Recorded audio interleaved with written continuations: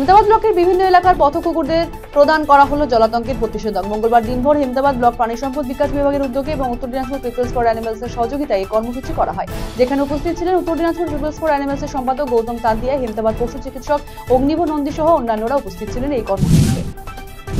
অবশেষে ঘরে ফিরলেন রায়গঞ্জের তরুণ রাজকুমার মাহাতো। মঙ্গলবার রায়গঞ্জে পৌঁছন তিনি। 269 দিনের মাথায় 4 ধাম পরিভ্রমণ করে এলেন তিনি। এদিন রাজকুমার রায়গঞ্জে পা রাখতেই বহু মানুষ তাকে উষ্ণ অভ্যর্থনায় স্বাগত জানান। সুভাষ অধিকারী নামের এক ব্যক্তি জানান, রাজকুমার দেশের গর্ব। অন্য মহিলার সাথে অবৈধ সম্পর্ক বাবার, তার জেরেই মাকে খুন করেছে বাবা। শুধু তাই নয়, মেয়েকেও কুপ্রস্তাব দেওয়ার অভিযোগ। থানায় এমনই অভিযোগ দায়ের 8ম শ্রেণীতে পাঠরতা মেয়ের। ঘটনায় চাঞ্চল্য উত্তর দিনাজপুরের ডালখোলায়। অভিযোগের ভিত্তিতে অভিযুক্তকে গ্রেফতারের পাশাপাশি গোটা ঘটনা তদন্তে নেমেছে ডালখোলা থানার পুলিশ।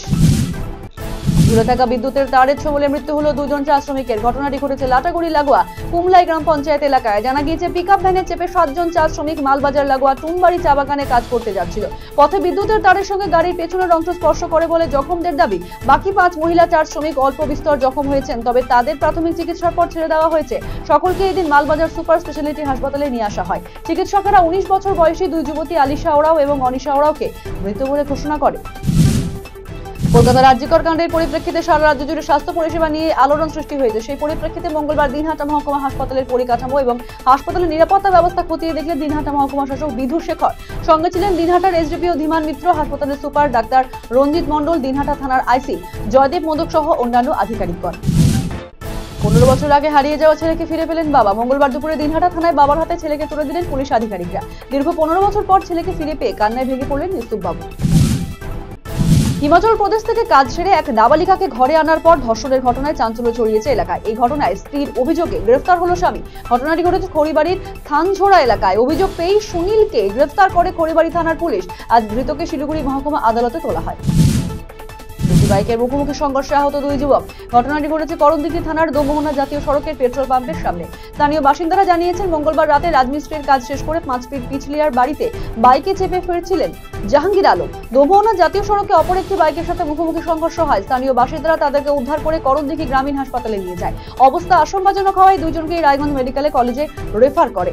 আহত রবি মুর্মুর বাড়ি রায়গঞ্জ থানার ভাটোরফাঁড়ির কৈলাড়া গ্রামে। করণদিঘি থানার পুলিশ মোটরসাইকেল দুটিকে থানায় নিয়ে এসে ঘটনার তদন্ত শুরু করেছে। 20 দিন নয়, এবার 15 দিনের রাসমেলা করার অনুমতি মিলল কোচবিহার জেলা প্রশাসন এবং কোচবিহার জেলা পুলিশ প্রশাসনের পক্ষ থেকে। মঙ্গলবার এক প্রশাসনিক বৈঠকের পর সাংবাদিকদের মুখোমুখি হয়ে একথা জানালেন কোচবিহারের পৌরসভার পৌরপ্রধান রবীন্দ্রনাথ ঘোষ। পথ দুর্ঘটনা রোধে মালদা জেলা ট্রাফিক বিভাগের উদ্যোগে এবং চাঁচল কলেজের ব্যবস্থাপনায় মঙ্গলবার চাঁচল কলেজে আয়োজিত হলো সেফ ড্রাইভ সেফ লাইফ কর্মসূচি।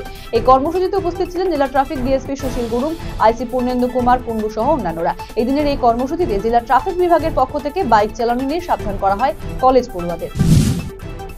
শ্রম সংগঠকদের নিয়ে কর্মশালা করল মালদার চাঁচল 1 ব্লক শ্রম দপ্তর। মঙ্গলবার চাঁচল 1 ব্লক দপ্তরের এনআরইজিএস ভবনে এই কর্মশালার আয়োজন করা হয়। এদিনের কর্মসূচিতে উপস্থিত ছিলেন জেলা পরিষদের সহসভাধিপতি রফিকুল হোসেন, জেলা শ্রম দপ্তরের ডেপুটি কমিশনার নওসাদ আলী, চাঁচল 1 নম্বর ব্লকের বিডিও থিনলে ফুনসেং ভুটিয়া, চাঁচল 1 নম্বর পঞ্চায়েত সমিতির সভাপতি অঞ্জনা সাহা সহ অন্যান্যরা। এলাকার সংগঠিত ও অসংগঠিত শ্রমিকেরা যাতে সহজে সরকারি সুবিধা পায় তা নিয়ে এই কর্মশালা আয়োজিত হয়।